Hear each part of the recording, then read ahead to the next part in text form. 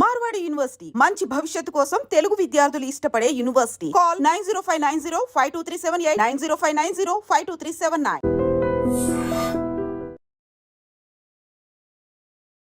సినిమాల్లోకి రాకముందు ఎందుకు సార్ అసలు ఎందుకు సినిమాల్లోకి వచ్చారు? దానికి ముందు అసలు జ్వాల చక్రవర్తి అంటే ఎవరు? 2005లో నాకు ఎప్పుడైతే మూవీ ఆర్టిస్ట్ అసోసియేషన్కు నేను కలిశానో అక్కడ నాకు జరిగిన ఒక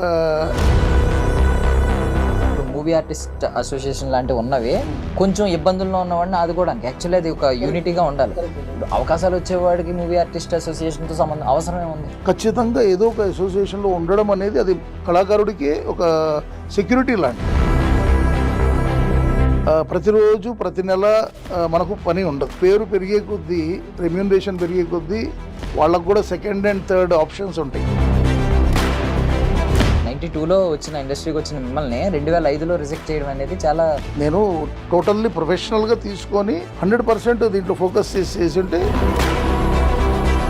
ఆనరబుల్ కమిటీ మెంబర్స్ వాళ్ళల్లో ఒక 20 మంది ఉంటే ఒక 5-6 మంది ఎస్ ఈ ఆర్టిస్ట్ నాకు తెలుసు, ఇతనికి మనం ఇవ్వచ్చు అని చెప్పాలన్నమాట. సో అక్కడ ఒక 2-3 మాత్రమే చెప్పారు. మిగతా వాళ్ళు మీకే ఏదన్నా ఒక పర్సనల్ ఇష్యూ ఉండొచ్చు, మీరు ఏదో డిప్రెషన్లో ఉండొచ్చు, ఏదో ఒక గొడవ అవ్వచ్చు, తగువ అవ్వచ్చు, రకరకాల టెన్షన్స్, లేదంటే ఫైనాన్షియల్ టెన్షన్స్ అవ్వచ్చు, ఏదో ఒకటి ఉంటుంది. బట్ అక్కడికి వెళ్ళిన తర్వాత అన్నీ మర్చిపోయి నవ్వుతూ ఎలా చేస్తారు అది? అంతే అండి. కళాకారుడు అంటేనే కళపైన మక్కువతో అన్నీ మర్చిపోయి చేస్తేనే వారు పరిపూర్ణమైన కళాకారుడు కిందకి వస్తారు. Ladies and gentlemen, welcome to I dream media. నేను ప్రియదర్శన్. సో నా ముందు ఎవరున్నారంటే బేసికలీ ముందు కొంచెం ఆయన్ని కొంచెం బాడీ షేవింగ్ చేస్తున్నాను నేను. అంటే ఏంటంటే చాలామంది ఈ రోజుల్లో జీరో సైజ్ అంటూ బక్క పల్చని శరీరాలు, ఎముకలు కనిపించే ఎముకల గుళ్ళలో ఉంటున్నారు. బట్ ఈయన చూస్తే మాత్రం నాకు నిండు కొండలాగా ఒక ప్లెజెంట్ అట్మాస్ఫియర్ వచ్చేసింది అనమాట. సో ఆయన ఎవరో కాదు, జ్వాల చక్రవర్తి గారు. ఆల్మోస్ట్ 80కి పైగా సినిమాలు చేశారు, 30 సీరియల్స్లో చేశారు. 2 దశాబ్దాలుగా ఈ సినీ ఇండస్ట్రీలో ఆయన్ని మనం ఏదో ఒక సినిమాలో ఎక్కడో ఒక రోల్లో చూస్తూ ఉంటాం అనమాట. ఆయన అందరినీ నవ్విస్తూ ఉంటారు. కాకపోతే మరి ఆయన పర్సనల్ ఏంటో నాకు తెలియదు. బేసికల్లీ ఇలా నవ్వించే వాళ్ళు చాలా ఫేస్ చేసినా కూడా మనల్ని నవ్వించడానికి వాళ్ళ బాధల్ని అన్నింటినీ మర్చిపోతూ ఉంటారనమాట. సో అలాంటి పర్సన్ మన ముందు ఉన్నారు, మాట్లాడదాం. సార్ బాగున్నారా? నమస్తే దర్శన్ గారు. సార్ ఫస్ట్ బాడీ షేవింగ్ చేసిన కేసు ఏమన్నా వేస్తారా? ఏమీ లేదు సార్, చాలా బాగున్నారు సార్. Basically thank you. అంటే మీరు చెప్పింది చాలా బాగుంది. ఒకప్పుడు 35mm 70mm అనేవాళ్ళు, ఇప్పుడు ఐమాక్స్ అనే మాటకు నా పర్సనాలిటీ పర్ఫెక్ట్ సెట్ అనుకుంటారు. అంటే మీరు బేసికల్ ఏంటంటే మీ స్మైల్, ఇప్పుడు అదే ఒక బక్క చిక్కిపోయిన పర్సనాలిటీ నవ్వినా ఏం ఉండదు అందం. మీరు కొంచెం ఆ బుగ్గలో ఉండడం వల్ల నవ్వుతుంటే ఒక నిండుదనం కనిపిస్తుంది. బట్ మీరు బికాస్ మీరు హిలేరియస్ గా ఉంటారు, మీ సెన్స్ ఆఫ్ హ్యూమర్, మీ సర్కాజం ఇవన్నీ మాకు తెలుసు కాబట్టి నేను కూడా ఆ విధంగా స్టార్ట్ చేశాను అనమాట. కేసీసీ ఇలా ఏమైనా ఉంటే మాత్రం ముందు నాకు ఒకసారి ఏం పర్లేదు you can take full Liberty. నేను కూడా బాగా జోవియల్ పర్సన్. జోవియల్ జ్వాల అని నాకు ఆల్రెడీ పేరు ఉంది కాబట్టి చేతుల్లో పెట్టేసాను. మీరు నా మీద ఎన్నన్నీ వేసుకోవచ్చు, నేను ఎంజాయ్ చేస్తాను. తర్వాత నాకు అవకాశం వస్తుందో రాదో అని చెప్పి ముందు నేను ఒక కౌంటర్ వేసి వదిలేస్తాను అనమాట. సో సార్, అసలు ఐ మీన్ 2 దశాబ్దాలుగా చూస్తున్నారు కదా సినిమా, సినిమా ఇండస్ట్రీ ఎలా ఉంది ఏంటనేది చూస్తూ ఉన్నారు. మధ్యలో కనిపిస్తూ ఉంటారు, మెరుస్తూ ఉంటారు. ఎంతమంది సార్ పిల్లలు మీకు? నాకు I have 1 wife and 2 sons. ఇది కూడా ఈ మధ్య అవసరం, పర్ఫెక్ట్నెస్ ఉండాలి కదా. ఎందుకంటే రేపు పొద్దున క్లారిటీ చెప్పలేదు అనుకుంటా.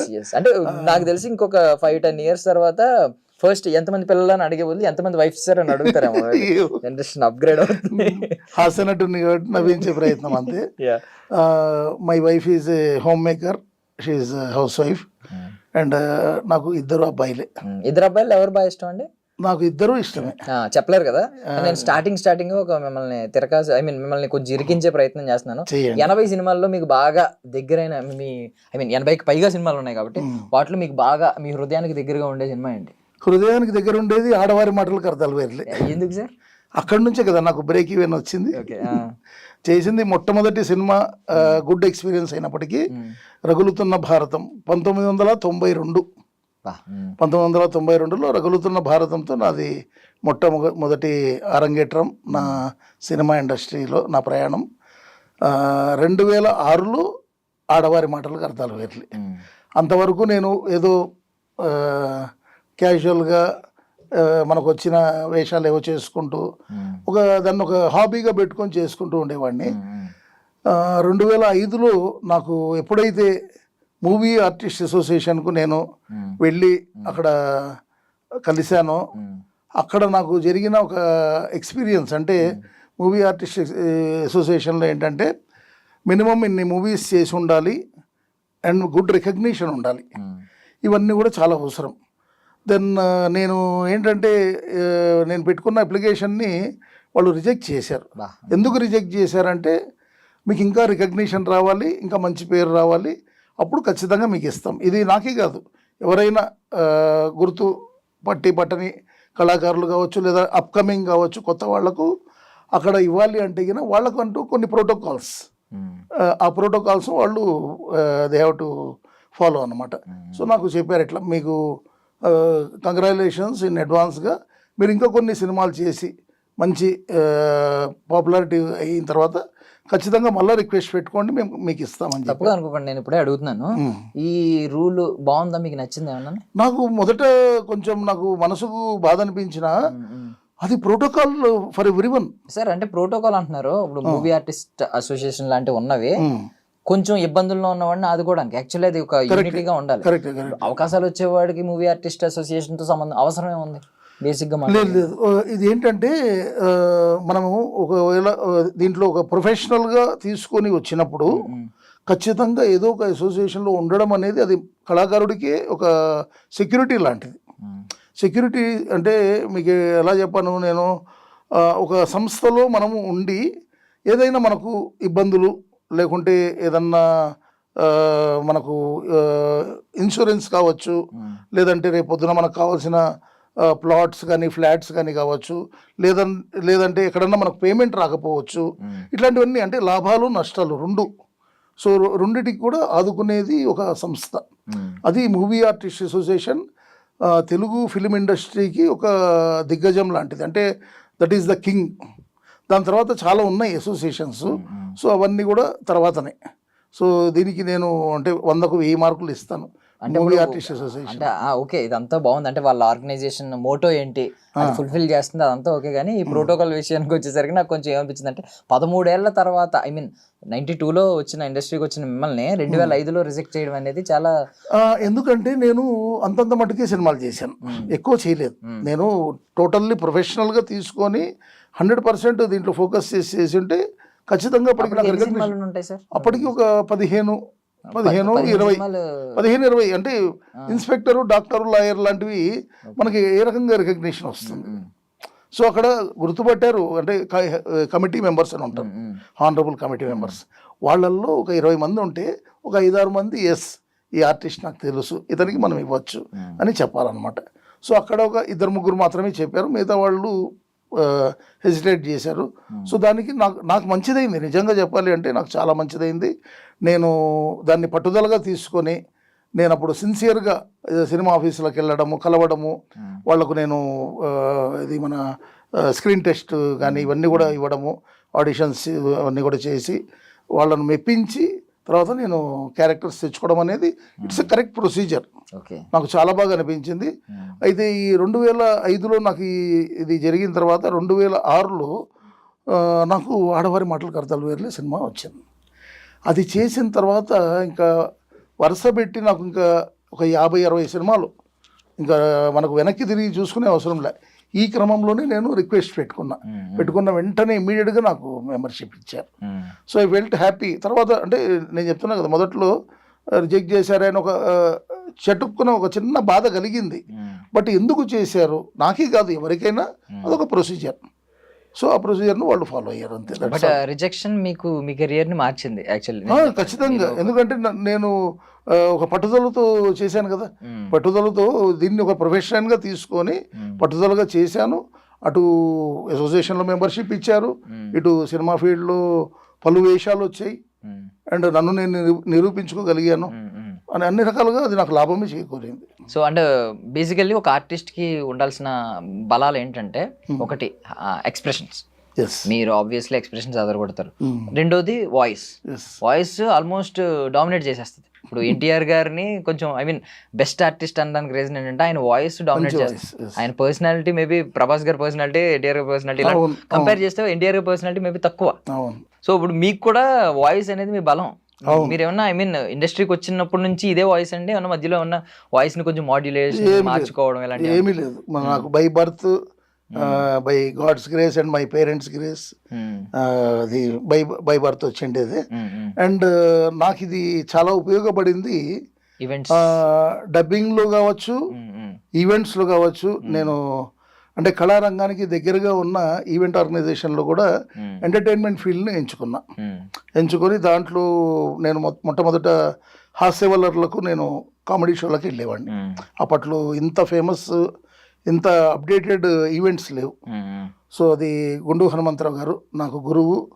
నన్ను చాలా చక్కగా, అంటే ఆయన కొంచెం వర్క్లో సీరియస్ ఉంటారు, బట్ ఎఫెక్షన్గా చాలా బాగుండేవారు. నాకు చాలా ప్రోత్సాహం ఇచ్చి నన్ను పలు కామెడీ షోలకు తీసుకెళ్ళి కొన్ని షోలకు ఆయన రాలేక, ఆయన షూటింగ్ ఉండి రాలేక నన్ను ఇన్ఛార్జ్గా పెట్టి వెళ్ళిన రోజులు ఉన్నాయి. అది నాకు అనుభవం, నాకు పాఠాలు నేర్పించింది. అంటే నేను కూడా ఏదైనా చేయగలుగుతాను అని నాకు అనుభవం నేర్పించి, తర్వాత ఆయన పర్మిషన్ తీసుకునే నేను సొంతంగా స్టార్ట్ చేశాను. నేను అనుకోలే ఇంత ఫేమస్ అవుతాను అని. బట్ ఇప్పుడు హైదరాబాద్లో ఉన్న 605 మంది ఈవెంట్ ఆర్గనైజర్స్లో నాకు పొజిషన్ కూడా టాప్ 5లో నా పేరు చెప్తున్నారు మా ఈవెంట్స్ వాళ్ళు. సో ఫేమస్ అంటే నేను దాన్ని ఏమి, అంటే మీరు మీ పేరు, మీ ఇంటి పేరులో ఫైర్ ఉంది, ఆ ఫైర్ ని మీరు ఈవెంట్స్ లో కూడా పెట్టేశారు కాబట్టి ఆ ఫైర్ కనిపిస్తుంది అన్నమాట మీ కెరియర్ లో, ఆ ఈవెంట్స్ ఆర్గనైజింగ్ లో కావచ్చు. యాక్చువల్లీ మా ఇంటి పేరు కామిశెట్టి, నాన్నగారి పేరు జ్వాల నరసింహులు. ఓకే. సో నాన్నగారు ఏం చేశారంటే దాన్ని కట్ షార్ట్ గా కేఎన్ జ్వాల అని పెట్టుకున్నారు. సో మా అందరికి కూడా, మా జనరేషన్ నుంచి అందరికి కూడా ఆయన పేరుని సర్నేమ్ చేశారు. సో అట్లా జ్వాలా చక్రవర్తి అయింది. బట్ ఎనీవే, అంటే ఇంటి పేరు కూడా ఎవరో ఒకళ్ళ దగ్గర నుంచి, ఎవరో పెట్టిన దగ్గర నుంచి వస్తుంది. అంతే కదా, మీరు డైరెక్ట్ మీ మూల పురుషుడిని మీరు తీసుకుంటారు. ఖచ్చితంగా. అంటే ఏ ఇండస్ట్రీలో కానీ, ఏ ఫీల్డ్లో కానీ మనకు ఒక బర్నింగ్ డిజైర్ అనేది ఉంటేనే ఖచ్చితంగా దాంట్లో రాణిస్తాం. లేకుంటే అందరిలో ఒకరిగా ఉంటాం. అందరిలోకి ఒకరిగా ఉండాలి అంటే ఖచ్చితంగా మనం కష్టపడాలి, ఆ బర్నింగ్ డిజైర్ ఉండాలి, సిన్సియారిటీ, పంక్చువాలిటీ ఇంకా ఉండాలి. సో మీరు సార్ అంటే సినిమాల్లోకి రాకముందు ఎందుకు సార్ అసలు ఎందుకు సినిమాల్లోకి వచ్చారు? దానికి ముందు అసలు జ్వాల చక్రవర్తి అంటే ఎవరు? ఓకే, దానికి ముందు వచ్చేసి నేను స్కూలు, కాలేజు, ఈ స్కూలింగ్ అండ్ కాలేజీలో ఉన్నప్పుడు నాకు తెలియకుండానే ఒక నటన మీద నాకు ఇష్టం ఏర్పడింది. నటన అండ్ నాట్యం అంటే డ్యాన్స్. సో నేను చాలా పాతవారు నటరాజ రామకృష్ణ గారని చిగడపల్లిలో ఉండేవారు. ఆ గురువు గారి దగ్గర నేను భరతనాట్యం నేను నేర్చుకున్నా. అయితే నేను బేసిక్స్ ఒక ఫ్యూ మంత్సే నేను వెళ్ళింది ఆయన దగ్గరికి. తర్వాత ఆయనకి ఏదో అనారోగ్యం వల్ల నేను మానేయాల్సి వచ్చింది. అండ్ తర్వాత నేను రామ్కోటి మ్యూజిక్ కాలేజ్ వెళ్ళాను. అక్కడ ఏదో సంగీత పరంగా కొన్ని పాటలు నేర్చుకున్నాను. ఇవన్నీ కూడా హాఫ్ హార్టెడ్లీ, అంటే సగం సగం నేర్చుకున్నట్టుగా జరిగాయి. బట్ నాకు at the end of the day నాకు సినిమాల్లో చేయాలి, సీరియల్స్లో చేయాలి, ఈవెంట్ రంగం కూడా నాకు ఎప్పుడు ఆలోచన లేదు. బట్ ఎప్పుడైతే సినిమా అండ్ టీవీ రంగంలో నేను చేస్తూ ఉండగా ప్రొఫెషనల్గా తీసుకున్నానని చెప్పాను చూసారా, మధ్య మధ్యలో కొన్ని గ్యాప్స్ వచ్చాయి. ఎందుకంటే ప్రతిరోజు ప్రతి నెల మనకు పని ఉండదు, చెప్పలేం. ఎందుకంటే మనకు పేరు పెరిగే కొద్దీ, రెమ్యూనరేషన్ పెరిగే కొద్దీ వాళ్ళకు కూడా సెకండ్ అండ్ థర్డ్ ఆప్షన్స్ ఉంటాయి డైరెక్షన్ డిపార్ట్మెంట్ వాళ్ళకు. సో మనం ఆ కాంపిటీషన్ను తట్టుకుంటూ వాళ్ళ బడ్జెట్స్ను కూడా సూట్ అవుతూ మనం చేసుకుంటూ వస్తేనే జరుగుతుంది. సో ఖచ్చితంగా ఈ కాంపిటేటివ్ వరల్డ్లో కొంచెం మధ్య మధ్యలో గ్యాపులు రావడంతో నేను ఈవెంట్ ఆర్గనైజేషన్ గురించి కొంచెం వాకప్ చేసి ఆల్రెడీ నాకున్న అనుభవము, గుండు హనుమంతరావు గారితో కలిసి చేసిన కార్యక్రమాలు ఇవన్నీ కూడా నాకున్న అనుభవం నాకు నిజంగా చాలా హెల్ప్ చేశాయి.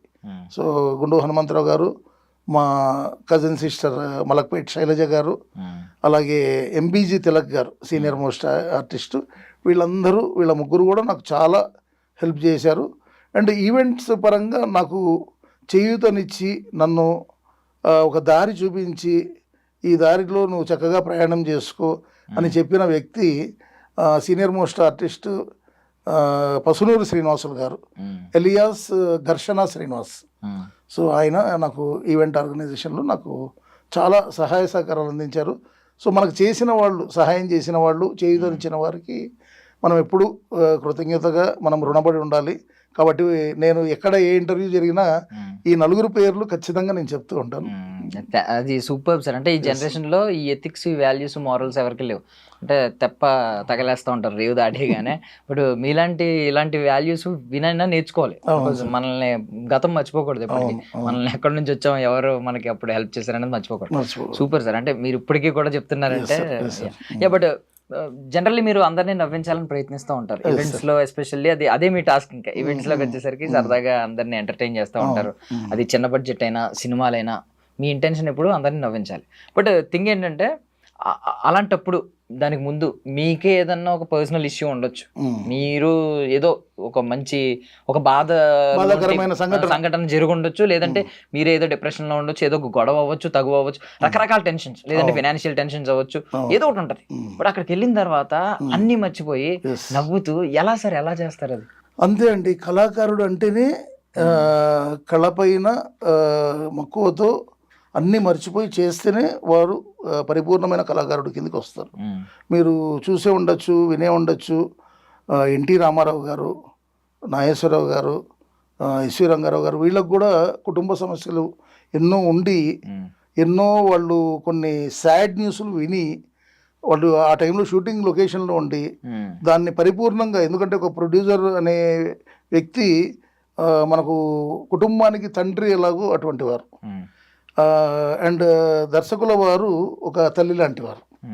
సో అక్కడ ఒక 100 మందో 500 మందో 1000 మందో పెట్టి అక్కడ ఒక షూటింగ్ లొకేషన్లో ఒక ఆ రోజు ఎన్నో ఖర్చులతో కూడుకున్న ఒక వర్క్ జరుగుతుంది. సో దాంట్లో మధ్యలో వెళ్ళిపోతే ప్రొడ్యూసర్ చాలా నష్టపోతారు. అలాగే తోటి ఆర్టిస్టులు అందరూ, టెక్నీషియన్స్ అందరూ కూడా మళ్ళీ వాళ్ళకు ఆ డేట్ దొరకాలి, మళ్ళీ ఈ కాంబినేషన్ రావాలి, ఇవన్నీ కూడా ఉంటాయి. సో ఆ జరిగిన బాధాకరమైన సంఘటన జరిగిపోయింది, బట్ మనం అక్కడికి వెళ్ళడానికి కొద్దిగా టైం పడుతుంది. సో ఇక్కడ కంప్లీట్ చేసుకొని వెళ్ళాలి.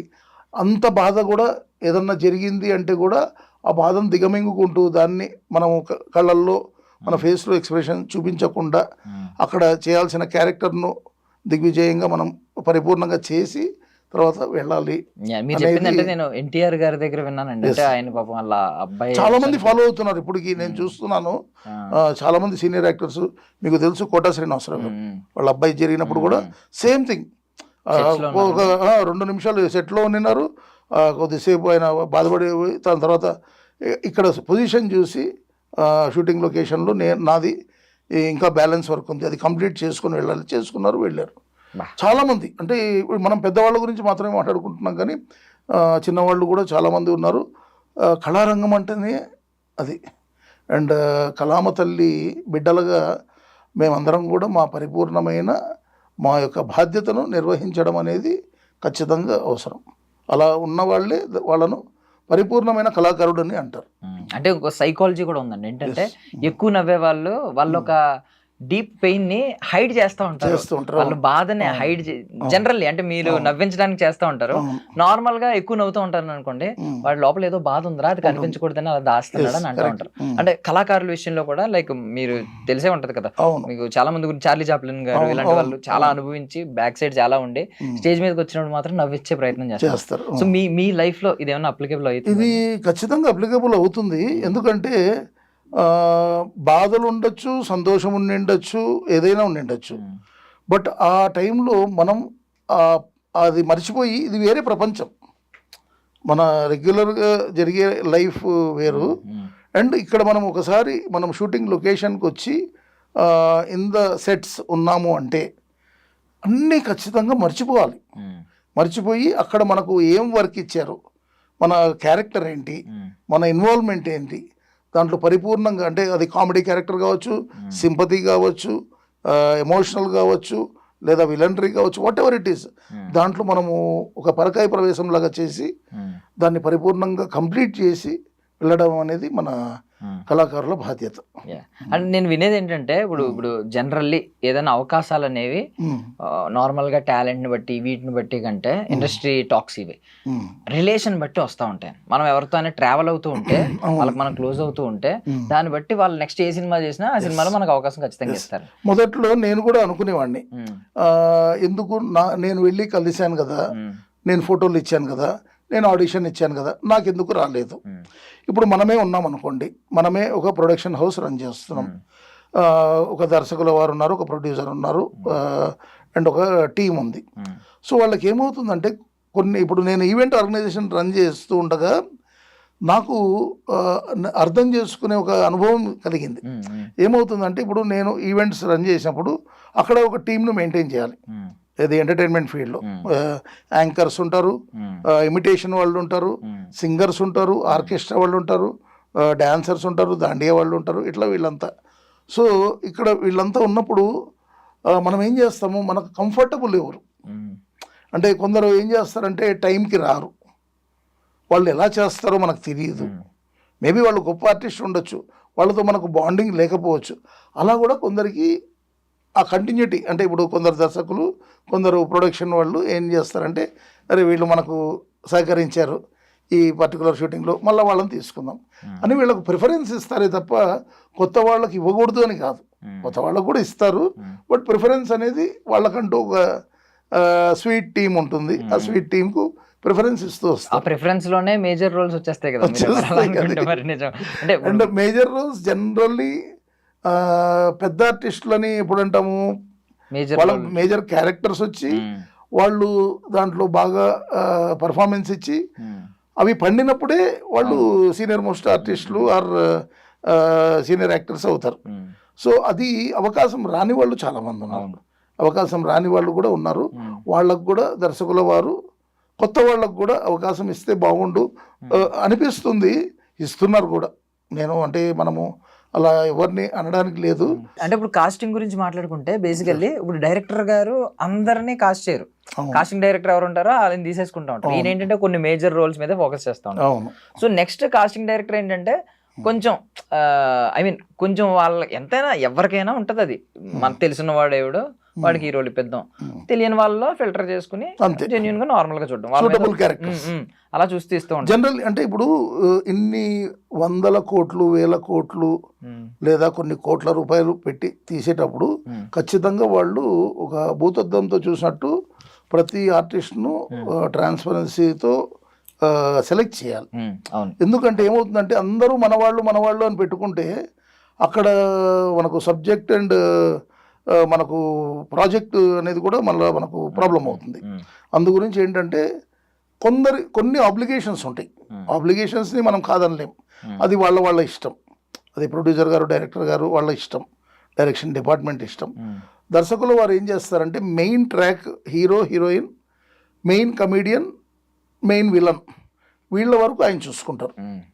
తర్వాత co directors, chief associate directors వీళ్ళు ఉంటారు, వాళ్ళకు కొన్ని క్యారెక్టర్స్ అప్పచెప్తారు.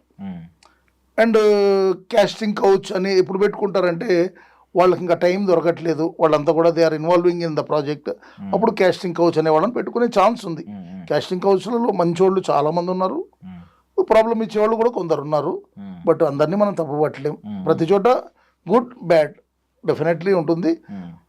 వచ్చిన కళాకారులు ఎంచుకునే పద్ధతిలో ఉంటుంది. వచ్చిన కళాకారులు అది మేల్ యాక్టర్ కావచ్చు, ఫీమేల్ యాక్ట్రెస్ కావచ్చు, హూఎవర్ ఇట్ ఈస్, మనం ఎంచుకోవాలి.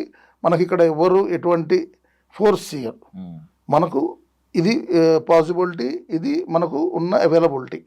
సో దాంట్లో మనం we can have selection. So first సినిమా 92 సార్, 1992 రగులుతున్న భారతం అనే సినిమాలో నేను ఒక చిన్న క్లైమాక్స్ సీన్లో ఒక ఇన్స్పెక్టర్ రోల్ చేశాను.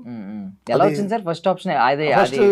ఫస్ట్ ఆప్షన్ వచ్చి ఫస్ట్ ఆఫర్ వచ్చి నాకు మా మేనత్త, మా నాన్నగారి సొంత చెల్లెలు, ఆవిడ వాళ్ళ ఇంటి పక్కన ఒక రైటర్ ఉండేవారు, చెల్లా సుబ్రహ్మణ్యం గారని.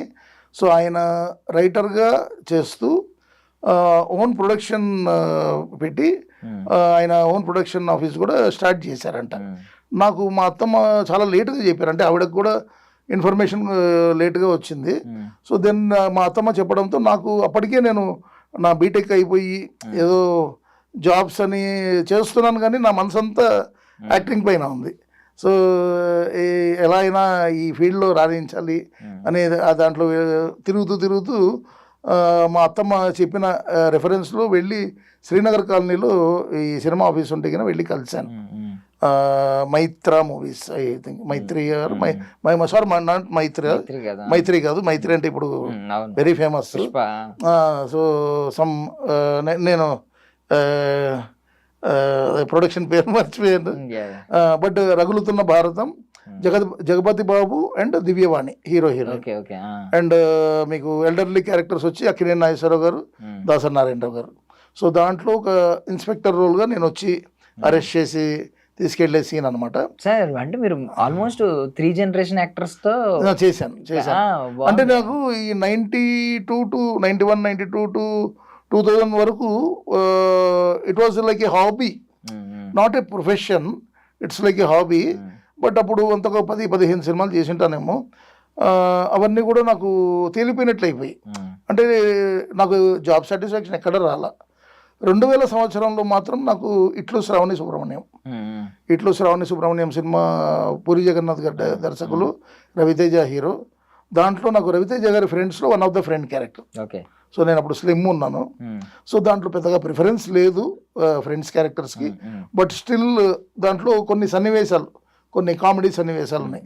అతనికి ఇష్టం లేని పెళ్ళి వాళ్ళ అమ్మ బలవంతాన్ని చేస్తుంటే మేము స్నేహితులుగా కొంచెం దాన్ని క్యాన్సిల్ చేసే ఒక చిన్న ప్రయత్నం.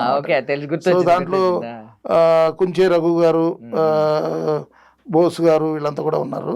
సో నేను one of the friend character చేశాను. సో పూరి జగన్నాథ్ గారిని ఇప్పుడు మనం చూస్తే ఇప్పుడున్న ఆయన మీద ఇంప్రెషన్ ఎలా ఉంటుంది అంటే, ఆయన భాషలో చెప్పుకుంటే చూసిన చాలా అనిపిస్తుంది. అంటే ఒక రగ్గడ్ క్యారెక్టర్, ఒక రస్టిక్ క్యారెక్టర్, అసలు ఒక యాటిట్యూడ్, ఆయన యాటిట్యూడ్ కి బ్రాండ్ అంబాసిడర్. అప్పుడు ఎలా ఉండేవారు సార్ ఇట్లా శ్రావణి సుబ్రహ్మణ్యం అంటే? నేను యాక్చువల్లీ ప్రొడ్యూసర్స్ రికమెండేషన్ లో వెళ్ళాను. ప్రొడ్యూసర్స్ మా బ్రదర్ ఫ్రెండ్స్ అనమాట, శేషు రెడ్డి, వేణుగోపాల్ రెడ్డి అని. సో వాళ్ళ రికమెండేషన్తో వెళ్ళినప్పుడు వాళ్ళు ఒక సాఫ్ట్వేర్ కంపెనీకి సంబంధించిన ఆఫీస్ కోసం చూస్తూ ఉన్నారు. నాకు తెలిసిన ఒక ఆఫీసు సోమాజిగూడలో ఉంది.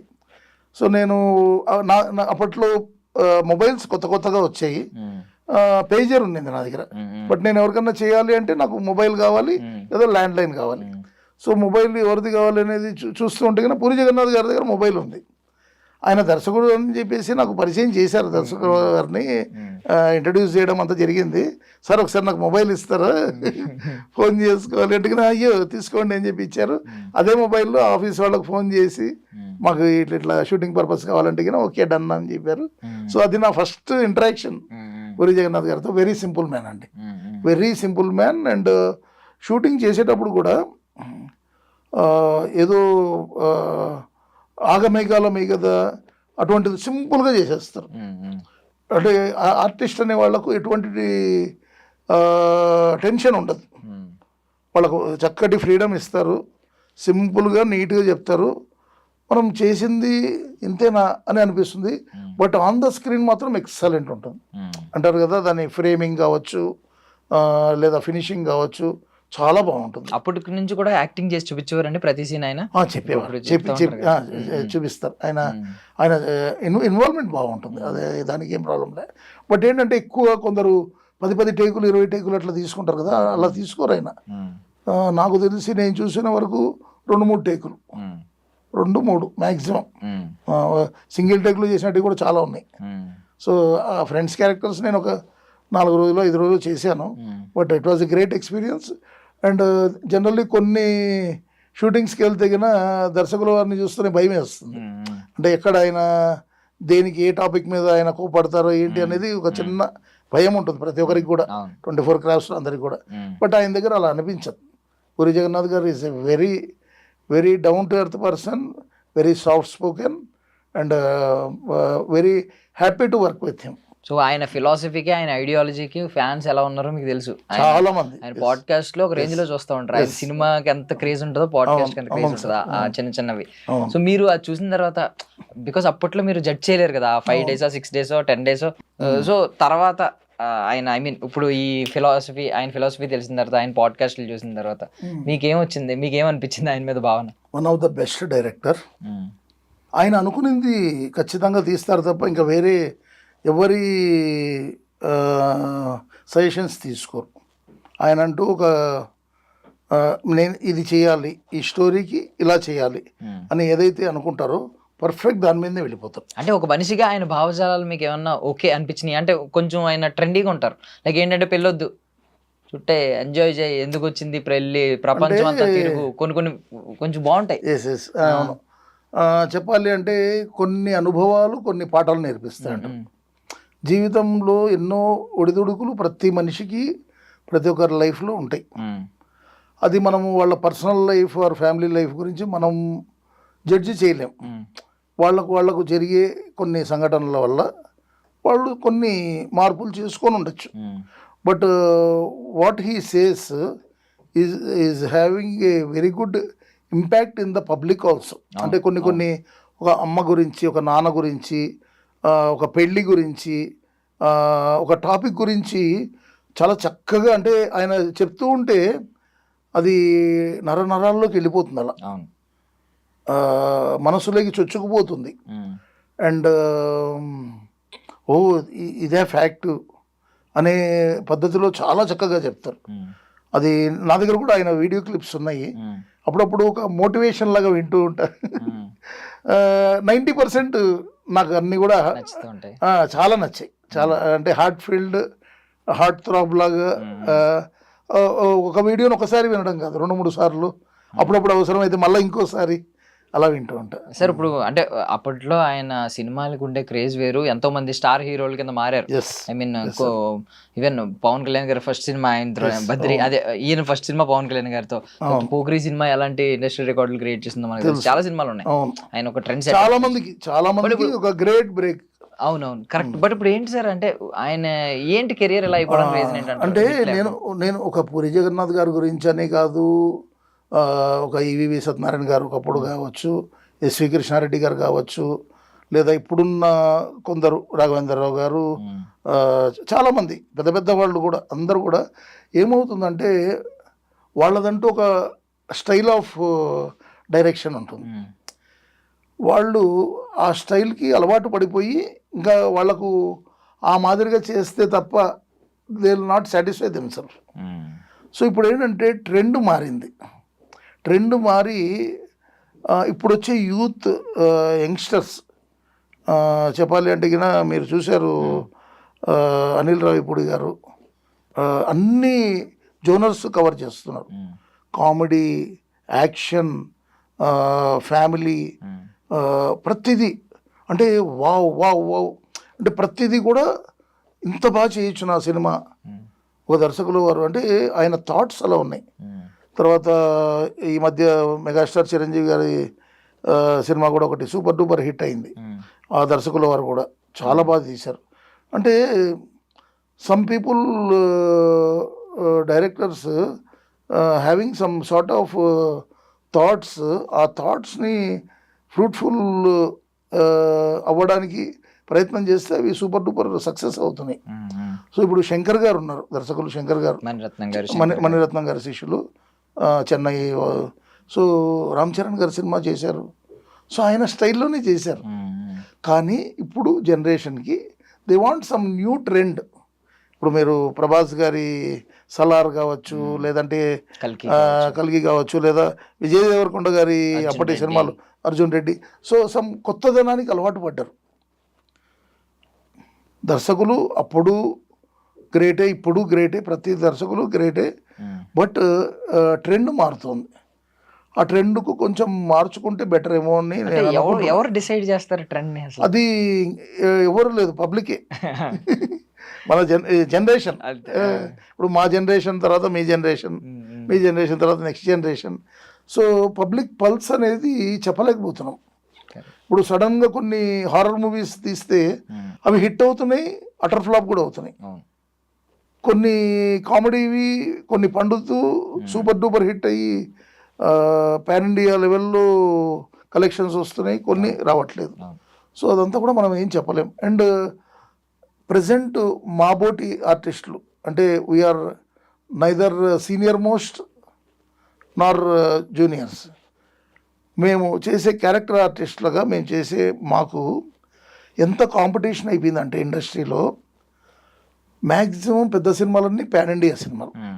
పాన్ ఇండియా సినిమాలో ఏం చేస్తున్నారంటే హీరో హీరోయిన్ కమీడియన్ విలన్ వీళ్ళని ఎంచుకున్న తర్వాత తమిళ్ నుంచి ఒక ఇద్దరు యాక్టర్స్, కరెక్ట్, మలయాళం నుంచి ఒక ఇద్దరు, కరెక్ట్, కన్నడ నుంచి ఒక ఇద్దరు, వీళ్ళని పెట్టుకొని ఇంకా స్టోరీ బలం పెట్టి స్టోరీ యొక్క బలాన్ని ఇస్తూ మిగతా జూనియర్ ఆర్టిస్టులను పెట్టేస్తున్నారు. కరెక్ట్, ఎక్కడో 1, 2, 3 వస్తే అది మిగతా కళాకారుల అదృష్టం. కరెక్ట్. అలా జరుగుతుంది ఇప్పుడు. కాబట్టి థియేటర్స్ కూడా ఫుల్ కావట్లేదు. ఎందుకంటే ఈ ఓటీటీ మూవీస్ రావడం వల్ల జనాలు ఈ థియేటర్ కాస్ట్ కూడా అంటే టికెట్ కాస్ట్ కావచ్చు, యాంబియన్స్ ఆఫ్ ద థియేటర్స్ను బట్టి వాళ్ళు అక్కడ డిసైడ్ చేసే క్యాంటీన్ రేట్స్ కావచ్చు, ఇవన్నీ కూడా బాగా విపరీతంగా పెరిగిపోవడంతో సామాన్యుడు వెళ్ళి ఎఫోర్డ్ చేయలేకపోతున్నారు.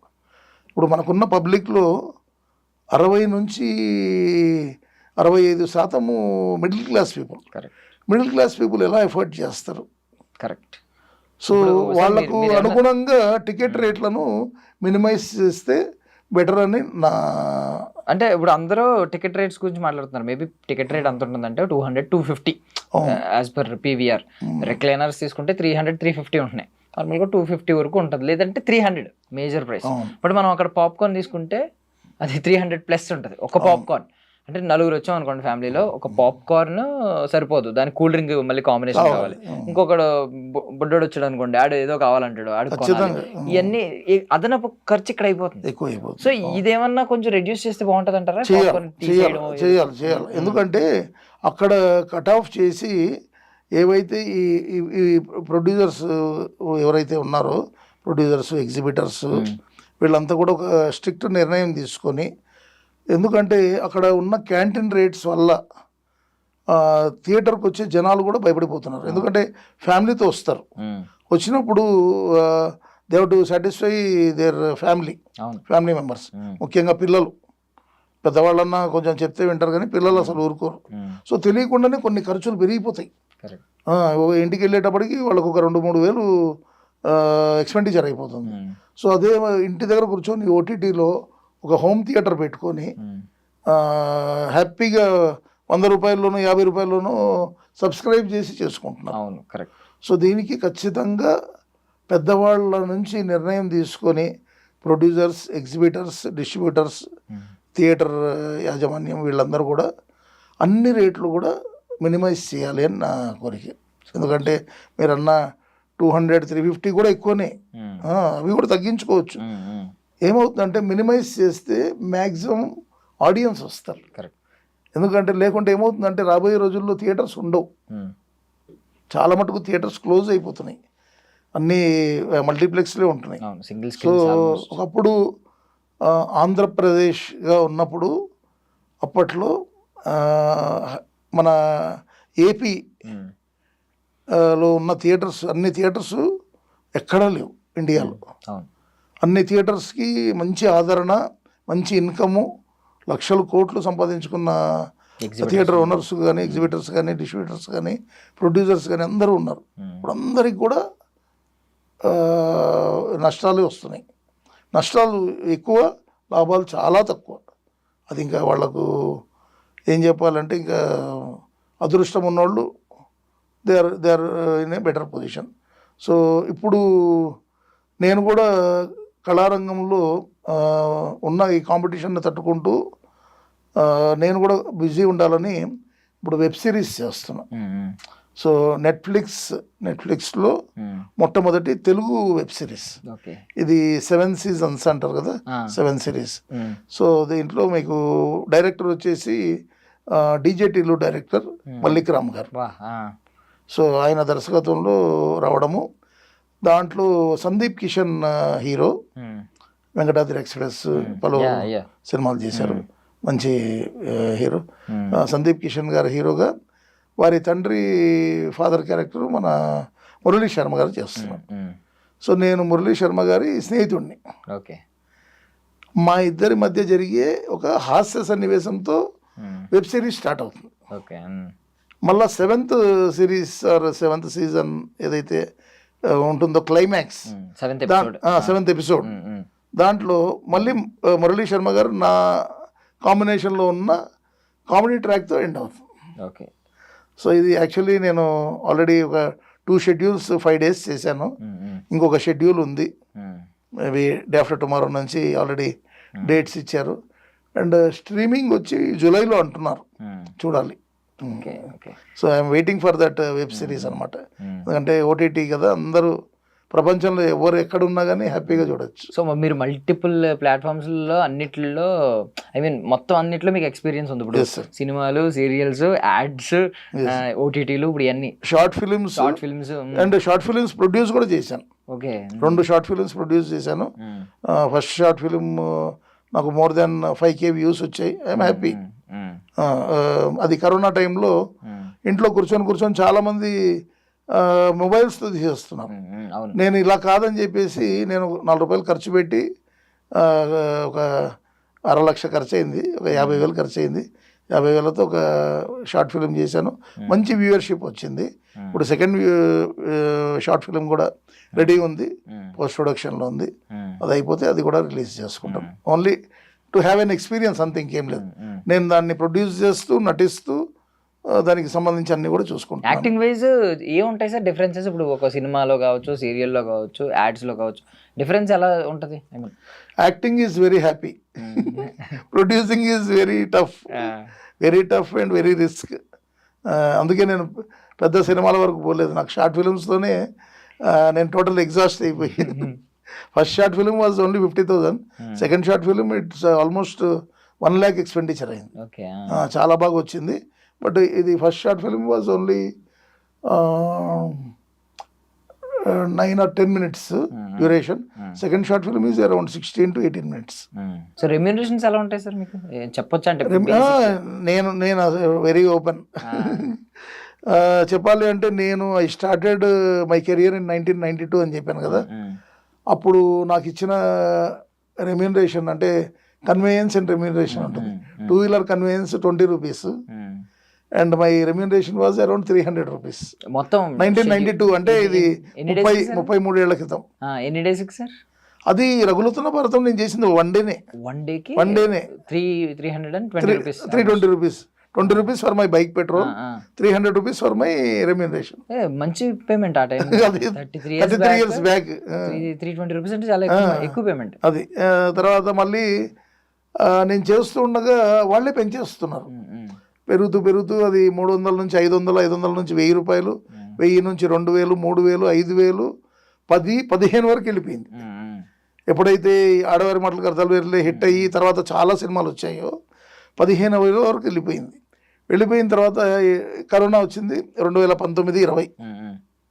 అప్పుడు నాకు కాదు కదా, ఇండస్ట్రీలో అందరికీ పేమెంట్లు డౌన్, అందరికీ తగ్గించేశారు. మళ్ళీ ఆ 15,000 కాస్త బ్యాక్ వచ్చి 5-6 నుంచి మళ్ళీ స్టార్ట్. మళ్ళీ ఇప్పుడు ఒక 8-10 మధ్యలో ఇస్తున్నారు.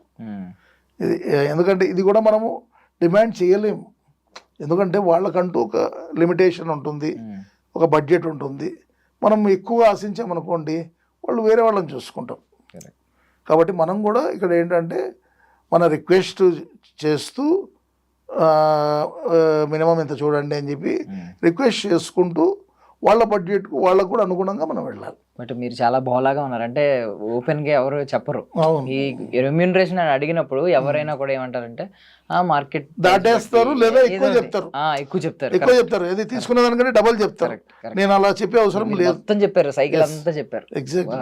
ఎంత జెన్యూన్ గా ఉండొచ్చా సార్ ఇండస్ట్రీలో? ఎలాంటి ఇండస్ట్రీలో? బికాజ్ నేను అలా ఉంటానని అందరికీ తెలుసు. అది ఎవరికైనా పెయిన్ అనిపించినా లేదా ఇదేంటి వీడు అన్ని చెప్పేసుకుంటున్నాడే అని అనిపించినా దానికి నేను ఏం చేయలేను. నేను లోపల ఒకటి బయట ఒకటి ఉండదు, ఉన్నది ఉన్నట్టు చెప్పేస్తాను. సార్ ఇప్పుడు అంటే బేసికల్లీ ఏంటంటే నార్మల్గా అడగంది అమ్మాయిని పెట్టదు ఇలాంటి సామెతలు ఉంటాయి కాబట్టి కొన్నిసార్లు ఏంటంటే మీకు మామూలుగా పిలిచి ఒక క్యారెక్టర్ ఉందని చెప్పి పిలుస్తూ ఉంటారు. కొన్నిసార్లు మీరే ఎప్పుడైనా నాకు కొంచెం ఒక ఫుల్ లెంత్ క్యారెక్టర్ ఇవ్వండి, నేను ప్రూవ్ చేసుకుంటాను, మంచి కామెడీ రోల్ ఉందనుకోండి, సపోజ్ మీకు తెలిసిన మేకర్ ఎక్కువగా అనిల్ రావుపూడి గారు లాంటి వ్యక్తి ఎక్కువగా ఇలాంటి ఎంటర్టైనర్స్ చేస్తారు, ఫ్యామిలీ ఎంటర్టైనర్. సో మీ బలం ఏంటంటే మీ కామెడీ. ఎప్పుడైనా ఎవరినైనా ఇలా అడిగారా సార్ ఫుల్ లెంత్ ఇవ్వండి, నేను ఏంటో చూపిస్తాను, నాకు ఒక యూనిక్నెస్ ఉంది, నేను చూపిస్తానని చెప్పి? అది యాక్చువల్లీ నేను అలా అడగల. ఎందుకో మరి, ఎందుకంటే మేము ఎన్నో అనుకొని వెళ్తాం. ఒక ప్రొడక్షన్ ఆఫీస్కి కావచ్చు, ఒక షూటింగ్ లొకేషన్ కావచ్చు. యాక్చువల్లీ వాళ్ళు మాకు టైం ఇచ్చేది చాలా తక్కువ. మెయిన్గా దర్శకుల వారు ఎక్కువసేపు మాట్లాడలేరు, ఎందుకంటే వాళ్ళు చాలా మెయిన్ ట్రాక్ వర్క్లో బిజీ ఉంటారు. So co directors, associate directors ఉంటారు. సో వాళ్లకు అప్పుడప్పుడు చెప్తాము, బట్ వాళ్ళు అక్కడ సూటబుల్ ఉండాలి, అది మనకి ఇవ్వాలనే ధైర్యం కూడా వాళ్ళకు ఉండాలి. ఎందుకంటే మనం పరిపూర్ణమైన న్యాయం చేయాలి కదా, ఇచ్చిన క్యారెక్టర్కి పరిపూర్ణమైన న్యాయం చేయగలిగితేనే వాళ్ళు ఇవ్వగలుగుతారు. అది మనం ప్రూవ్ చేసుకోవాలి స్టెప్ బై స్టెప్. మనకు వచ్చే క్యారెక్టర్స్ బట్టి స్టెప్ బై స్టెప్ మనం ప్రూవ్ చేసుకోవాలి. అయితే నాకేంటంటే లో బడ్జెట్ సినిమాలు చాలా చేశాను, దాంట్లో చాలా మంచి మంచి క్యారెక్టర్స్ వచ్చాయి. అంటే పేజెస్ 2 pages 3 pages డైలాగ్స్ ఇట్లాంటివి కూడా చాలా సీన్లతో కూడుకున్నట్టు వచ్చాయి. అవి హిట్ కాల. పెద్ద సినిమాలలో చిన్న క్యారెక్టర్ వస్తుంది, చిన్న సినిమాల్లో పెద్ద క్యారెక్టర్ వస్తుంది. దానికి మన చేతుల్లో అనేది ఏమి ఉండదు. ఒక మానవ ప్రయత్నం చేసుకుంటూ పోవడము, మనకు అకార్డింగ్ టు అవర్ పర్ఫార్మెన్స్ ఖచ్చితంగా ఏ రోజు మంచి రోజు వస్తుంది, చూద్దాం. అంతే అంతే. ప్రతి కళాకారుడు ఒక ఆశావాది, ఆశాజీవి. కాబట్టి బెటర్ రోల్స్ రావాలని కోరుకుంటాం, బెటర్ క్యారెక్టర్స్ చేయాలని కోరుకుంటాం, మంచి డైలాగ్ వర్జన్స్ ఉండాలని కోరుకుంటాం, బెస్ట్ కాంబినేషన్ ఉండాలని కోరుకుంటాం. కాంబినేషన్స్ అంటే సరదాగా గుర్తొచ్చింది, మీకు కొన్ని కాంబినేషన్స్ బాగుంటాయి. ఇప్పుడు ఈవెన్ ఆడవారి మాటలకు అర్థాలు వెంకటేష్ బాబు గారితో అది ఫుల్ ఫన్. అసలు ఆ చొంపు సీన్లు కావచ్చు, వేపాకు తర్వాత నాయక్ సినిమా, బ్రహ్మానందం గారు బాత్రూమ్ లో కూర్చొని ఏడుస్తుంటే ఏంటి సార్ ఇక్కడ కూర్చొని ఏడుస్తున్నారు. సో ఇవి చటుక్కున వచ్చే కొన్ని క్యారెక్టర్స్. అంటే ఇప్పుడు నేను చాలా మంది కళాకారులు ఒక జోనర్కి అలవాటు పడతారు. ఏది ఇచ్చినా అది సీరియస్ అయినా, ఎమోషన్ అయినా, కామెడీ అయినా ఏదైనా పండించగలుగుతాను. కానీ నేను నాకు స్కోప్ వచ్చింది అమృతం సీరియల్స్ నుంచి. అమృతం సీరియల్స్ దాదాపు ఒక 10-12 ఎపిసోడ్లు అనుకుంటా నేను, డిఫరెంట్ క్యారెక్టర్స్ అప్పట్లో చేసిన తర్వాత దెన్ రాజమౌళి గారిని వెళ్ళి, ఎస్ఎస్ రాజమౌళి గారిని వెళ్ళి కలవడం జరిగింది. సై సినిమాలో ఒక ఎంపీ నాయుడు క్యారెక్టర్ అని ఒక క్యారెక్టర్ చేశాను. డైలాగ్స్ అవన్నీ కూడా చెప్పాము, ఎడిట్లో పోయింది. అయ్యయ్యో, ఎడిట్లో పోయింది. తర్వాత మళ్ళీ రాజమౌళి గారిని చాలాసార్లు కలిశాను, కానీ ఎందుకు మనకు సూటబుల్ రాలా. సో అదొక చిన్న ఆశ ఉంది, రాజమౌళి గారి సినిమాలో ఒక మంచి క్యారెక్టర్ పడాలి, మంచి క్యారెక్టర్ చేయాలి. ఎందుకంటే ఆయన సినిమాలో చేస్తే అదొక దేవుడు ఇచ్చిన వరం లాంటిదని అనుకుంటాను. అండ్ నాకు బాగా ఇష్టమైన దర్శకులు సెల్వరాఘవన్ గారు, ఆడవారి మాటలకు అర్థాలు వేర్లే, బొమ్మరిల్లు భాస్కర్ గారు. అండ్ మరో వ్యక్తి వచ్చేసి నాకు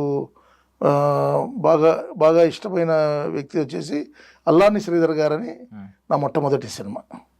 ఇంకా మిగతా అందరూ కూడా all directors very beloved people. అంటే ఒక మదర్లీ ఎఫెక్షన్ ఉంటుంది దర్శకుల వారిలో, ఎక్కడో చిన్న స్ట్రిక్ట్నెస్ కూడా ఉంటుంది. సో మనము స్ట్రిక్ట్ ఉన్నారు అంటే మనం బాగా చెయ్యాలి అని వాళ్ళు మనల్ని ఎప్పటికప్పుడు చెప్తూ ఉంటారు. ఎందుకంటే మీ ఇది ఎక్స్ప్రెషన్స్, హావభావాలు ఇవన్నీ కూడా బాగుంటేనే అవుట్పుట్ కూడా బాగా వస్తుంది. సో దానికి మనం గౌరవించాలి. మీ క్యారెక్టరైజేషన్స్ అన్నిట్లో ఏది మీకు కొంచెం యూనిక్గా, డిఫరెంట్గా నా పొటెన్షియల్ని బయటకు తీసుకొచ్చింది అని అనిపించింది? క్రాక్ మూవీ కూడా ఖచ్చితంగా. యాక్చువల్లీ క్రాక్ మూవీలో మేము చేసిన ఒకటే సన్నివేశం అయినా పలు డైలాగ్స్ చేసాం, బట్ అదంతా ట్రిమ్ చేశారు. మేము చేసిన వర్క్ని ట్రిమ్ చేసి దాన్ని 100% చేసి ఉంటే దాంట్లో మీకు ఆన్ స్క్రీన్ కనపడింది 30%.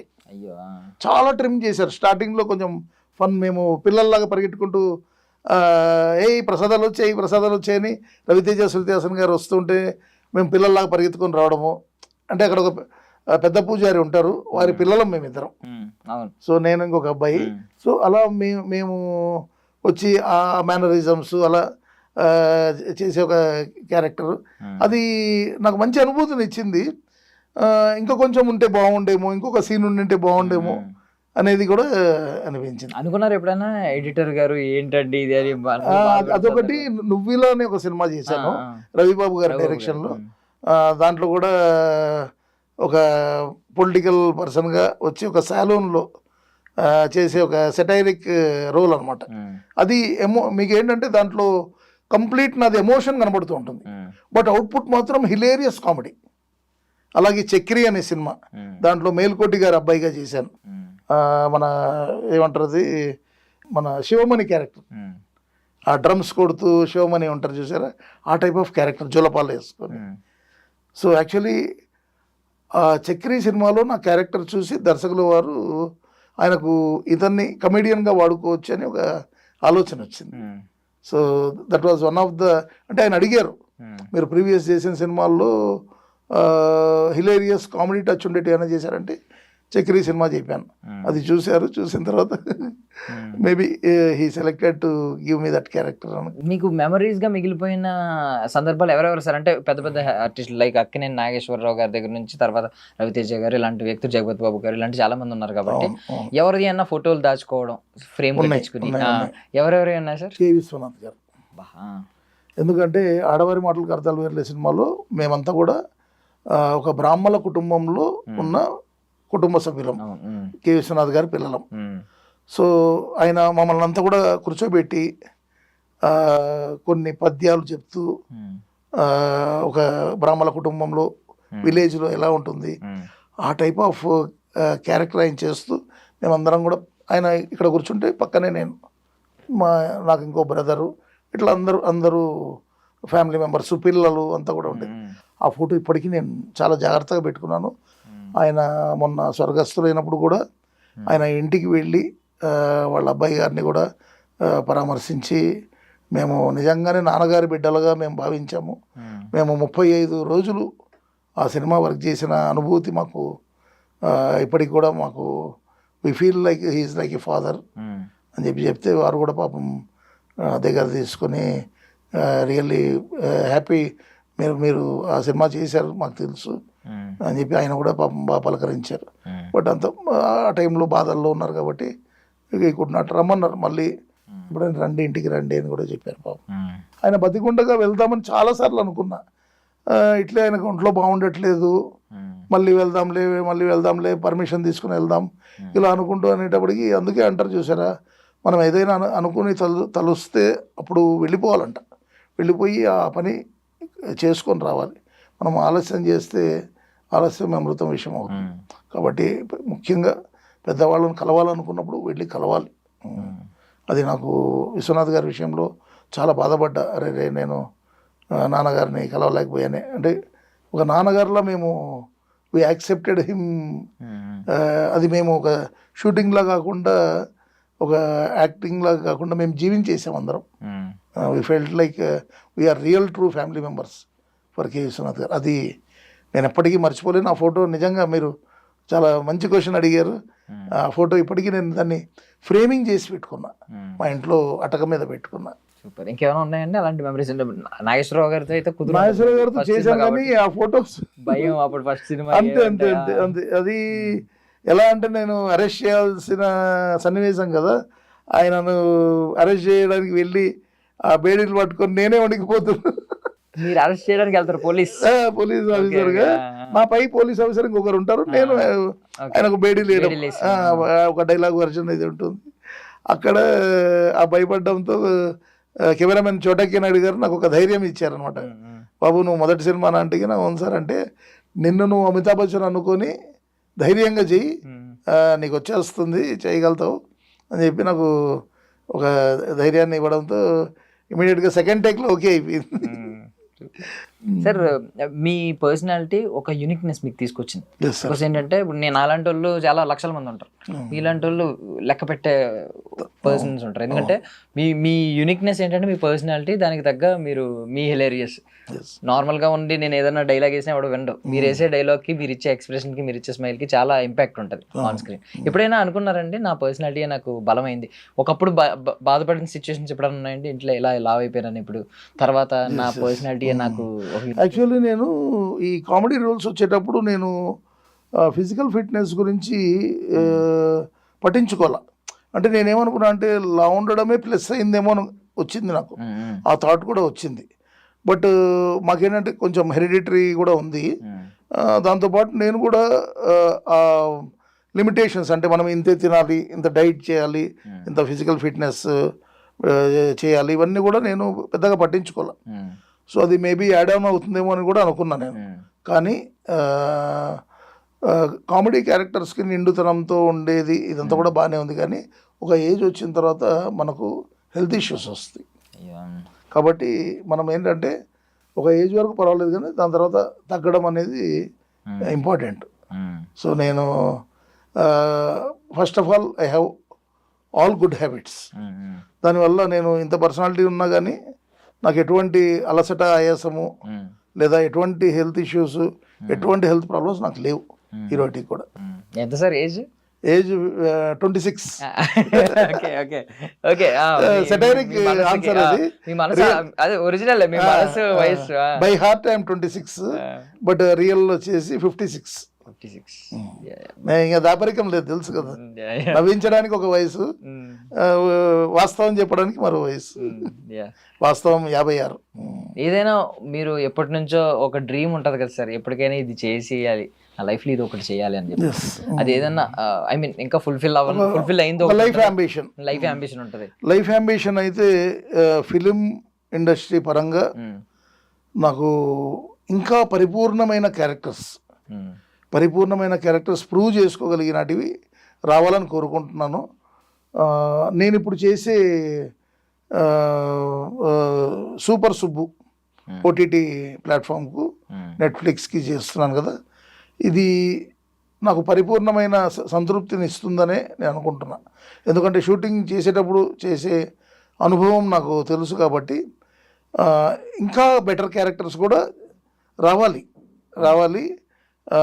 నేను కూడా ఫోకస్ చేయాలి, ఎందుకంటే నాది కూడా పొరపాటు ఉంది. ఎందుకంటే నేను ఈవెంట్స్లో నేను ఫోకస్ చేస్తూ ఇక్కడ నేను తక్కువ, ఎందుకంటే మీరు అన్నారు చూసారా, అడగంది అమ్మైనా అన్నం పెట్టదు. మనం కనపడాలి కదా, అప్పుడప్పుడు కనపడాలి, అప్పుడప్పుడు వారిని రిక్వెస్ట్ చేసుకోవాలి. సో ఇదంతా కూడా నా వైపు నుంచి కూడా పొరపాటు ఉంది. కాబట్టి నేనేంటంటే ఫైనాన్షియల్ క్రైసిస్ రాకూడదు, ఫ్యామిలీకి ఇబ్బంది కాకూడదు అని నేను అటు సినిమాలు, సీరియల్స్, ఈవెంట్స్ అన్నిటినీ బ్యాలెన్స్ చేసుకుంటూ వస్తున్నా. బట్ ఖచ్చితంగా ఇప్పుడు నేను కొంచెం not well settled, better settled అనమాట. కాబట్టి ఇప్పుడు నేను ఫోకస్ చేసే అవకాశం ఉంది, ఫోకస్ చేయాలి కూడా. ఎందుకంటే my ambition to become a good actor and better roles, ఇప్పటివరకు చేసిన రోల్స్ మీద ఇంకా బెటర్ రోల్స్ చేయాలి అనేది నా అంబిషన్. ఎంత మంచి క్యారెక్టర్స్ వస్తే అంత హ్యాపీ. అంటే సంక్రాంతికి రఫ్ ఆడిస్తాం ఇలాంటి సినిమాలు వస్తున్నప్పుడు మరి మీ ప్రెజెన్స్ కరెక్ట్. అవును, సంక్రాంతికి వస్తున్నాం సినిమా ఓపెనింగ్కి వెళ్ళాను నేను. అంటే దానికి వెళ్ళి జస్ట్ ఏదో ఫోన్ కాల్ ఏదో వచ్చి పక్కకి వెళ్ళాము. దట్ నా ఇదంతా కూడా ఒక 15-20 నిమిషాలు ఫోన్లో మాట్లాడుకోవడం జరిగింది. తర్వాత డైరెక్టర్ గారిని వెళ్ళి కలుద్దామంటే అప్పటికి వెళ్ళిపోయారు డైరెక్టర్ గారు. వెంకటేష్ బాబు గారు ఎదురుపడ్డారు. ఆయన పలకరించారండి నన్ను, మా తిలక్ గారిని. అయ్యో ఇప్పుడు కాదు, నన్ను ఎక్కడ కనపడ్డా ఏమండి బాగున్నారా అంటారు. ఆ పిలుపు చాలదా అండి. అదే ఆల్మోస్ట్ ఒక 30 days 1 month 2 months ట్రావెల్ అయినట్టు చేసాం. 35 days. తర్వాత రవితేజ గారు, ఆయన కూడా ఏమండి బాగున్నారా, ఆయన స్లాంగ్లో ఆయన అంటారు. తర్వాత అల్లు అర్జున్ గారు, ఏం సార్ ఎలా ఉన్నారు. చాలు మనకు, అంటే ఒక 10 మందిలో అందరి ముందు మనల్ని, ఒక పెద్ద యాక్టర్స్, హీరోలు మనల్ని పలకరిస్తే దానికి మించిన సంతోషం ఏముంది చెప్పండి. సో ప్రతి ఒక్కరు ఒకటి ఏంటంటే జ్వాలా చక్రవర్తి మోఠా ఆద్మీ కాదు మీఠా ఆద్మీ అని వాళ్ళందరూ నాకు ఒక స్పెషల్ పిలుపు ఉంది అనమాట. Everyone they love me, they love me a lot అంతే. ఆ లవ్ ఉండడం వల్లనే నేను ఐఎమ్ వెరీ హ్యాపీ. ఎక్కడ కూడా నాకు ఎటువంటి హ్యాజిల్స్ కానీ ఎటువంటి ప్రాబ్లమ్స్ కానీ లేవు. చిన్న చిన్నవి వస్తాయి, బట్ అవన్నీ పట్టించుకోకూడదు. ప్రతిదీ పట్టించుకుంటే life we cannot run the life. చిన్న చిన్న వస్తాయి. ఇప్పుడు ఏమవుతుందంటే ఇక్కడ కొత్త వాళ్ళు వస్తూ ఉంటారు, మాకంటే సీనియర్స్ ఉంటారు, అన్ని రంగాల వారు, అన్ని వర్గాల వారు ఉంటారు. అందరినీ చూసుకుంటూ కొన్ని మనకి ఇది నచ్చింది అటువైపు వెళ్ళచ్చు, నచ్చలేదు వాళ్ళని ఇగ్నోర్ చేయొచ్చు అంతే. సో ఇప్పుడు ఆల్మోస్ట్ ఒక 33 years నుంచి మీరు చూస్తున్న ఇండస్ట్రీలో మార్పులు చాలా వచ్చినాయి. పాండమిక్ తర్వాత చాలా మార్పులు వచ్చాయి. ఈ మార్పులు అన్నింటిలో మీరు చూసిన ఒక మంచి మార్పు ఏంటి, అది కొంచెం చెడుగా అనిపించింది ఏంటి? మంచి మార్పు వచ్చేసి ఇప్పుడు ప్రతి కళాకారుడికి సినిమాలే కాకుండా పలు టీవీ ఛానల్స్ వచ్చి సీరియల్స్ ఉంటున్నాయి, ఓటీటీ మూవీస్ వెబ్ సిరీస్లు ఉంటున్నాయి, షార్ట్ మూవీస్ ఉంటున్నాయి, షార్ట్ ఫిలిమ్స్ ఉంటున్నాయి. There is lot of option and provision for the actor. అంటే ఒక అవకాశం అనేది చాలా ఉంది. ఈ అవకాశం సద్వినియోగం చేసుకుంటూ ప్రతి ఒక్కరు కూడా వాళ్ళకు వచ్చిన ఏమంటారు, వాళ్ళకి ఏదైతే ఆఫర్స్ వచ్చాయో వాటిని హ్యాపీగా చేసుకోవాలనేది ఇది ఒకటి నాకు బాగా నచ్చిండేది ప్రజెంట్. ఎందుకంటే ఒకప్పుడు ఓన్లీ సినిమాలు లేదా దూరదర్శన్ ఈ రెండే ఉండేటివి, సో ఛాన్స్ తక్కువ. సో ఇప్పుడు కాంపిటీషన్ పెరిగింది, స్కోప్ కూడా పెరిగింది. సో ఆ విషయంలో ఐఎమ్ వెరీ హ్యాపీ. బాధాకరమైన విషయము అంటే ఇదే, థియేటర్స్ ఫుల్ కావట్లేదు. 100 రోజుల్లో ఎప్పుడు చాలా కరెక్ట్గా చెప్పారు. మరి మీరు పెద్దవాళ్ళు అయ్యాక మీరు విన్నారో లేదో తెలియదు, కానీ 100 రోజుల సినిమా అనేది అసలు కనుమెరుగైపోయింది. ఎందుకంటే మీరు నమ్ముతారు నమ్మరు, మా చిన్ననాటి టైంలో ఎన్టీ రామారావు గారు, ఏఎన్ఆర్ గారు, అలాగే అప్పట్లో చిరంజీవి గారు అప్కమింగ్ వస్తూ ఆయన కానీ వీళ్ళ సినిమాలన్నీ రిలీజ్ అయితే ఒక సింగిల్ విండో లాంటిది ఒక వాల్ ఉండేది. అంటే మనిషి వెళ్ళగలుగుతాడు కానీ బ్యాక్ రాలేడు, ఎందుకంటే దాన్ని క్యూ మెయింటైన్ చేయడానికి అలా కట్టేవాడు. అలా ఒక మనిషి ట్రావెల్ అవుతాడు, సెకండ్ పర్సన్ అతని పక్కన నుంచి పోలేడు, అంత ఇరుక్కుంటుంది అలా టికెట్ కొనడానికి. అలా ఉన్న రోజుల్లో ఏమైంది, ఈ ఫస్ట్ డే ఓపెనింగ్ ఉన్నప్పుడు ఆ ఫ్యాన్స్ ఉంటారు చూసారా, వాళ్ళు కొట్లాడుకొని సమ్టైమ్స్ కొన్ని క్యాజువాలిటీస్ కూడా జరిగేటివి, దెబ్బలు తగలడము లేదా ఇంకేదైనా ప్రమాదాలు జరగడము, ఇలాంటివి చాలా జరిగేటివి. అప్పుడు అవన్నీ విని బాధ కలిగేది. సినిమాలు కూడా 100 రోజులు 200 రోజులు మీకు షోలే సినిమా 5 సంవత్సరాలు. క్యాపిటల్ అనే థియేటర్ బాంబేలో 5 సంవత్సరాలు రన్ అయిందంటే 5 సంవత్సరాలు 7 సంవత్సరాలు గ్రేట్ రికార్డ్. ఇండియాలో కాదు, అదేదో ఏషియాలోనూ దీంట్లో టాప్ రికార్డు షోలే సినిమా. తెలుగులో కూడా చాలా మంచి మంచి సినిమాలు 100 రోజులు 200 రోజులు సంవత్సరం కూడా ఆడిన సినిమాలు ఉన్నాయి. సో ఇప్పుడు వారం ఆడితే చాలు మా సినిమా మళ్ళీ ఓటీటీకి ఇచ్చుకుంటాం అనేటట్లున్నారు. ఫస్ట్ డే థియేటర్స్ ఖాళీ ఉంటుంటే ఎంత అన్యాయం అవుతుంది. సో ఆ రీజన్స్ వీళ్ళు తెలుసుకొని సో కాల్డ్ ప్రొడ్యూసర్స్ కావచ్చు, డిస్ట్రిబ్యూటర్స్ కావచ్చు, ఎగ్జిబిటర్స్ కావచ్చు, వీళ్ళందరూ కూడా ఒక కలయికతో ఒక నిర్ణయం తీసుకొని ఎక్కడ ఏది తగ్గించుకుంటే మనకు ఆడియన్స్ పెరుగుతారు అనే దీంట్లో వాళ్ళు కూడా ఏదైనా చేస్తే బాగుండును. రాబోయే రోజుల్లో థియేటర్స్ కూడా ఉంటాయి, సినిమాలు కూడా ఉంటాయి, ఇంకా సినిమాలు ఎన్నో తీయాలి. ఎంతోమంది డబ్బులతో ముందుకు వస్తున్నారు కానీ భయపడుతున్నారు. సో ఇదంతా కూడా ట్రెండ్ మారాలనేది నా కోరిక. ఈ విషయంలోనే నాకు బాధ.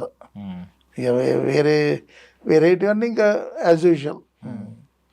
మా ఆర్టిస్టులకు స్ట్రగుల్ అయితే ఉంటుంది. ఆర్టిస్టులకు ఎప్పుడు క్యారెక్టర్స్ రావాలి, మంచి క్యారెక్టర్స్ రావాలి, చూద్దాం. మీరు లాస్ట్ చూసింది మిమ్మల్ని బాగా ఆత్మసంతృప్తి కలిగించిన సినిమా ఏంటి సార్?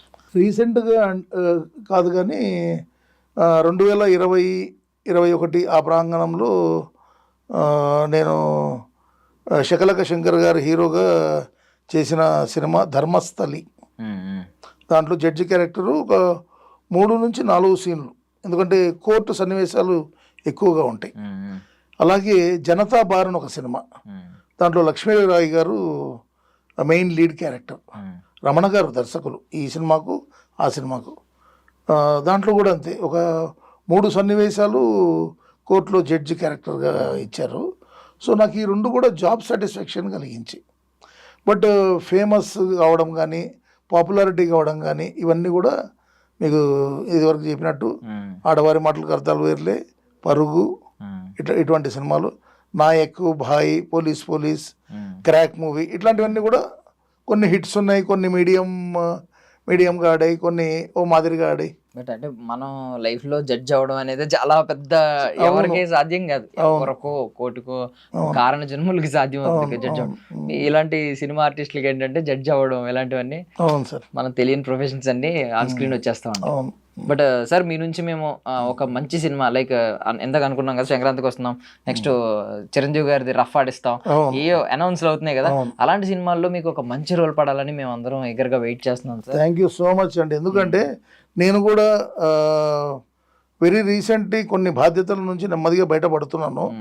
అలాగే ఆ బాధ్యతలు కొన్ని కుటుంబ బాధ్యతలు, కుటుంబంలో ఉన్న చిన్న ప్రాబ్లమ్స్ కావచ్చు, వాటి నుంచి స్లోగా నేను బయటపడుతూ, అండ్ నేను ఇక్కడ నెట్ఫ్లిక్స్కి చేస్తున్న వెబ్ సిరీస్ని కూడా పరిపూర్ణంగా ఇంకొక షెడ్యూల్తో కంప్లీట్ అయిపోతుంది.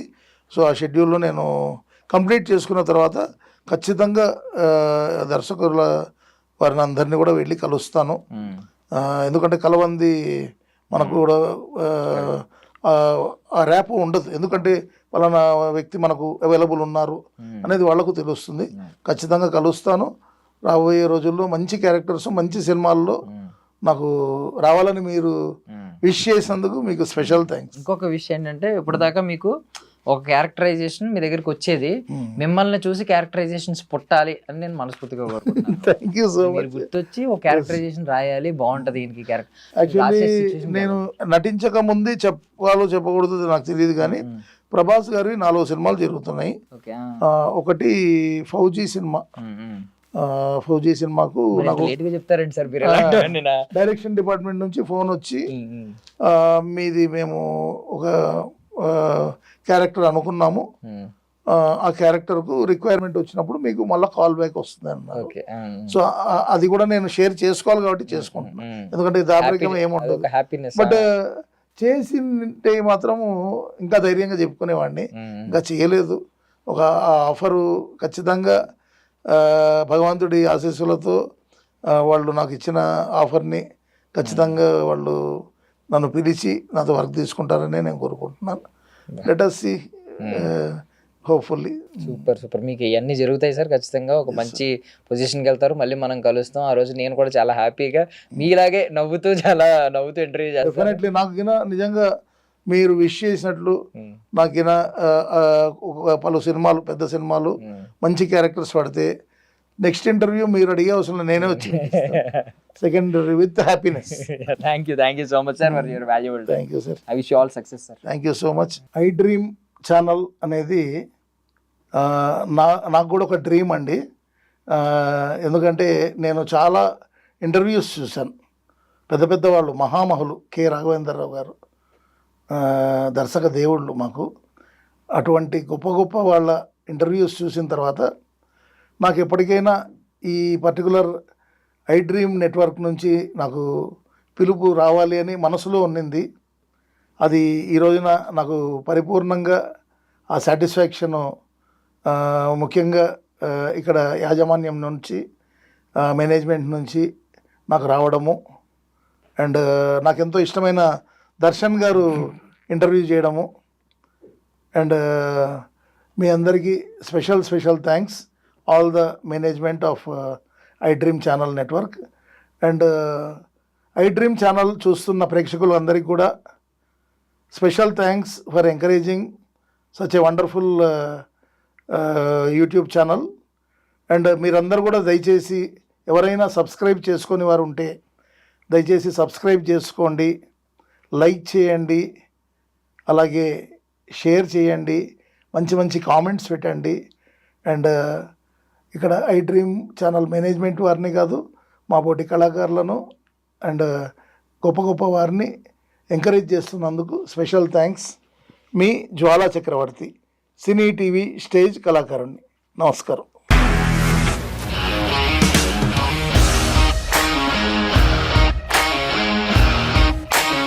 ఇండస్ట్రీలో కమిట్మెంట్ ఇష్యూస్ వస్తే నీకు కూడా వచ్చినట్టు? మార్నింగ్ తీసుకెళ్ళాడంటే కొట్టి పడేస్తాడు.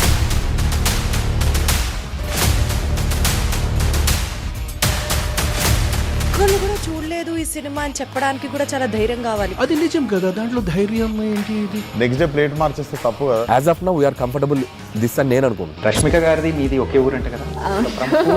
నీకు కోపం వచ్చిందంటే బాగా తిట్టేత్తరా? తిట్టేద్దామండి. నిజంగా గేమ్ ని ఎలా చేంజ్ చేయగలిగారు? ఏపీఎస్ఎఫ్సి వాళ్ళకి 6 నెలల్లో నేను 6 లక్షలు కట్టా. బిజినెస్ చేయాలనుకుంటే it is as difficult as riding a tiger.